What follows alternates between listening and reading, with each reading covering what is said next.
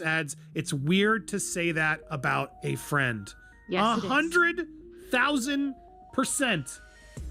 If you get around to watching Game of Thrones, you'll appreciate I'm Khaleesi, which is, by the way, she's not a good guy in the movie. She's a bad guy. Blake Lively, once the epitome of grace and poise, now finds herself engulfed in a maelstrom of legal battles and personal betrayals.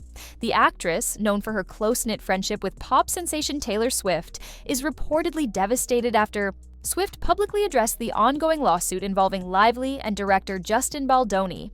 The once unbreakable bond between the two stars appears to be fraying under the weight of controversy and public scrutiny. And while we're live, Taylor Swift is having bad blood with Blake Lively. I am not your dragon, I knew! Secret footage has been released that reveals that Blake Lively was working with Taylor Swift the whole time? If this is real, Blake Lively, you deserve all of this! This is a reckoning she needs to hear. This isn't bullying. This isn't harassment. This is accountability. The collaboration between Lively and Baldoni on the film adaptation of It Ends With Us began with high hopes and mutual admiration. However, as production progressed, creative differences surfaced, leading to mounting tensions on set. Sources indicate that Lively sought greater creative control, which clashed with Baldoni's vision. That the publicist was planting stories about him. He's got receipts. His lawyer was just responding publicly to what she initiated. Literally moments ago, Baldoni's attorney. They were plotting with the New York Times for months to smear him, and there may be some important evidence. There's just so much more to the story, and the media's already like self-flagellating. Oh, we were too mean to Blake. And now you see text messages from Blake Lively comparing herself. She's the mother of dragons in Game of Thrones, that she too has her dragons, Ryan Reynolds and Taylor Swift. Vision for the film. This power struggle set the stage for the ensuing legal confrontation. In December 2024, Lively filed a lawsuit against Baldoni, alleging harassment and the creation of a hostile work environment during the production of It Ends With Us. The lawsuit details instances of inappropriate behavior, including unsolicited advances and unprofessional conduct on set. Lively claims that her concerns were met with retaliation, further exacerbating the toxic atmosphere. In response, Baldoni filed a $400 million lawsuit against Lively, her husband Ryan Reynolds, and their publicist Leslie Sloan. They shared those together. They concocted a complaint that they filed with the Civil Rights Division. They omitted texts that would have provided contact. And that really they're bored and rich. Another circumstance that made me see right through Ryan Reynolds and the kind of person that he is, when despite being friends with Joe Alwyn, who dated Taylor Swift for 5 years, she's best friends with Blake Lively, accusing them of defamation and civil extortion. Baldoni alleges that Lively attempted to wrest control of the film's production and, upon failing, orchestrated a smear campaign to tarnish his reputation. He contends that the allegations against him are baseless and designed to undermine his career. This is the part of the story nobody thought they'd. Well, she filed a civil rights complaint in Los Angeles, and then within 24 hours, the New York Times had the scoop. They published the complaint in its entirety, and it looked suspicious. On Blake Lively's claims that she was allegedly harassed by this guy when they shot the movie It Ends With Us, a film about domestic violence. And was Justin didn't harass Blake. Blake was interested in wresting control of this movie away from Justin, who was the director and the producer. She was just an actress in it. See coming. Blake. Lively and Taylor Swift have been Hollywood's Golden Girl besties for years. Brunch dates, birthday parties, matching red carpet vibes, even family trips with their partners. Swift was there when Lively gave birth. Lively directed one of Taylor's music videos. Their friendship was supposed to be unshakable. Okay, and that's largely due to the fact that she is a modern feminist, and so she has to create struggle where there just isn't any. Okay. The New York Times apparently reviewed 1,000 or more pages of text messages. They would have seen it. Justin never wanted to hurt her, never wanted to be negative to her, and it's all over the place. Ride or die, but apparently not when legal drama and reputation damage start creeping into the picture. When the Blake Lively versus Justin Baldoni lawsuit exploded into the headlines, most people assumed Taylor would stay silent or, at the very least, offer some private support behind the scenes. But then the bombshell dropped. Taylor Swift's name surfaced right in the middle of leaked communications tied. You did not know both of their lawsuits have been consolidated into one legal showdown instead of these two separate lawsuits. I know for a fact that the mainstream media will lie and they will smear on behalf of their powerful friend. I believe in due process, which is why I always read the facts of the case before accepting the media narrative. To the case. Emails, text exchanges, messages that allegedly revealed Taylor was well aware of the drama brewing between Lively and Baldoni long before the story went public. And what made this worse? According to those same leaked documents, Taylor was allegedly being positioned as someone who could vouch for Lively's character. But when the subpoenas hit, Taylor didn't exactly jump to Blake's defense. In fact, shitty product with atrocious marketing. You have yourself a disastrous brand that will go out of business. They worked with the New York Times, or publicists worked directly with the New York Times. They shared illegally obtained text messages. What came next blindsided everyone, especially Lively. Swift, through her legal team, publicly confirmed that she had been subpoenaed. But instead of leaning in to defend her so-called best friend, Taylor put out a cold, calculated statement, essentially washing her hands of the entire mess. She made it crystal clear that she had no involvement, no knowledge of the specifics, and here's the kicker, no intention of inserting herself into the chaos. Behind closed doors? Allegedly, Taylor didn't just step away from I have no idea on what grounds these two are going to attempt to dismiss his lawsuit. I could understand some possible arguments that her publicist might make and fail, because I told you, he's got evidence. All right, you guys, it is Blake Lively and Justin Baldoni Day. Finally, to all of the women out there that are watching, no matter what you do in life, you never, ever, ever go full Amber Heard. the situation. She slammed the door shut. Several insiders claim Swift was fuming over the way her name was dragged into the headlines, blaming Blake for the unwanted attention. According to whispers from the set of her latest tour, Taylor allegedly told people in her inner circle that Blake had become toxic, obsessed with control, and had brought this entire disaster on herself. One source close to the Swift camp even claimed that Taylor referred to Blake as a nightmare in heels, privately calling her out for allegedly manipulating the situation and using people around her like chess pieces. She makes everything about herself, Swift reportedly vented, adding that Blake had burned too many bridges to expect anyone to stand by her now. And it gets even colder.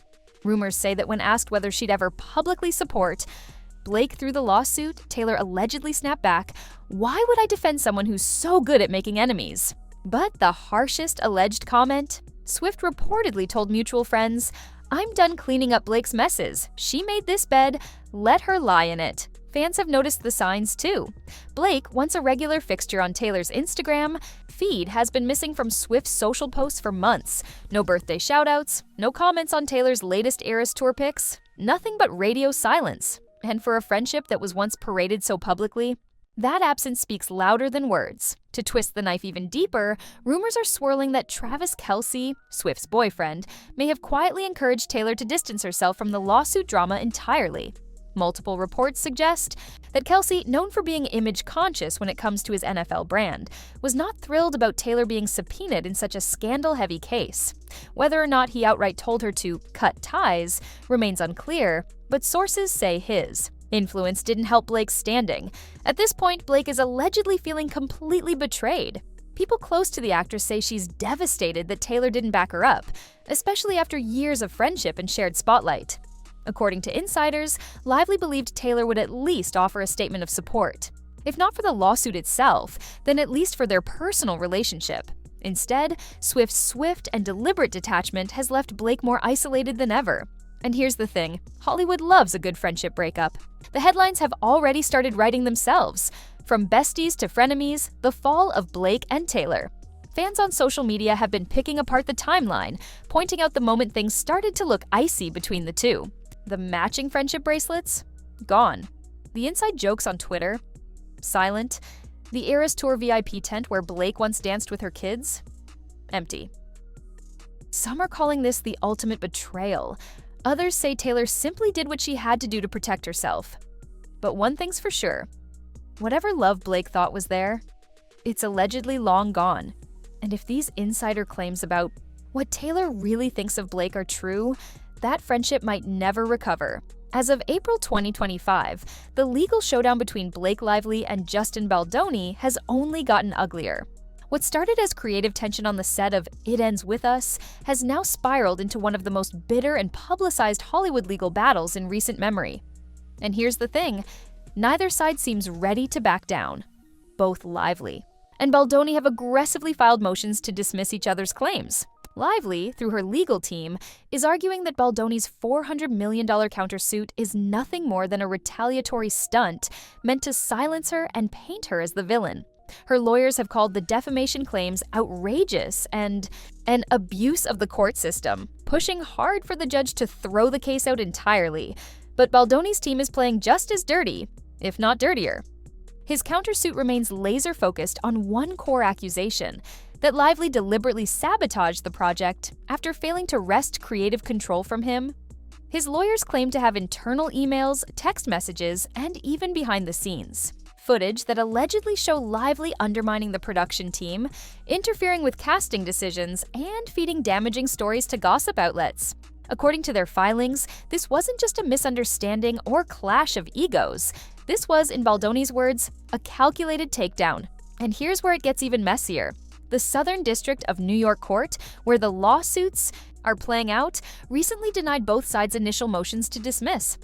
In layman's terms, the judge believes there's enough smoke here to keep the fire burning, at least for now. The discovery phase is fully underway, which means depositions, subpoenas, and more evidence dumps are coming. And yes, Taylor Swift is still expected to testify if the subpoenas hold up. Insiders claim that multiple A-listers who were loosely attached to the project, either as consultants, producers, or even shortlisted cast members, are being quietly looped into the witness list. Names have not been confirmed publicly, but word is that at least 2 major streaming platforms are also involved behind the scenes, reviewing their future business ties to both Lively and Baldoni based on how this lawsuit shakes out. One particularly brutal twist. Insurance companies tied to the film's production are now in talks to reassess their policies regarding both stars. Allegedly, projects led by Lively could face higher premiums moving forward due to what some insiders are calling talent risk exposure. Translation, her involvement might now be seen as a liability instead of an asset. A reputation, no. Actor wants attached to their name. And while Baldoni is positioning himself as the victim of a smear campaign, not everyone in the industry is buying it. Some insiders have whispered that his obsession with controlling the film's narrative may have fueled the conflict just as much as Lively's alleged behind-the-scenes power grabs. Neither side comes out looking spotless. But here's what makes this case such a ticking time bomb. Whoever loses could be staring down the barrel of career-ending headlines. If the court sides with Baldoni, Lively could be branded as manipulative, difficult, and toxic to work with. And not just in the rumor mill, but legally documented as such. But if the court favors Lively, Baldoni could go down as another Hollywood director accused of creating a hostile environment and retaliating against a woman who spoke up. And the worst part? This trial is only gaining traction. Major outlets, like Variety, Deadline, and The Hollywood Reporter, are dedicating full teams to cover every hearing, every leaked email, every slip-up in court. The spectacle isn't dying down. It's snowballing. Fans, too, are heavily divided. Some are rallying behind Lively, citing her long history of professional success and framing her as a woman standing up against systemic abuse in the industry. Others are firmly in Baldoni's corner, convinced this is yet another example of a celebrity weaponizing the media and cancel culture to punish a director for creative disagreements. Meanwhile, Ryan Reynolds, who's been dragged into the countersuit, has stayed suspiciously quiet. But sources close to the actor say he's privately furious about the entire situation, particularly about how his name is being smeared, alongside his wife's. Whether Reynolds will take a more public stance as the case drags on remains to be seen, but his PR team is reportedly on high alert. At this point, settlement talks have allegedly been floated, but neither side seems interested in waving the white flag. Both Lively and Baldoni appear determined to fight this out to the bitter end, convinced they'll come out the hero when the dust settles. And with trial dates still being scheduled and more subpoenas expected to hit in the coming weeks, one thing is clear, this isn't going away anytime soon. In fact, what happens next might just change the way Hollywood handles director-actor disputes forever. The entanglement of personal relationships and professional disputes in this high-profile case underscores the complexities of navigating the entertainment industry. As the legal proceedings advance, the once strong friendship between Blake Lively and Taylor Swift serves as a poignant reminder of how quickly alliances can shift under public and legal pressures. The industry watches closely, aware that the resolution of this case may set precedents for handling similar conflicts in the future.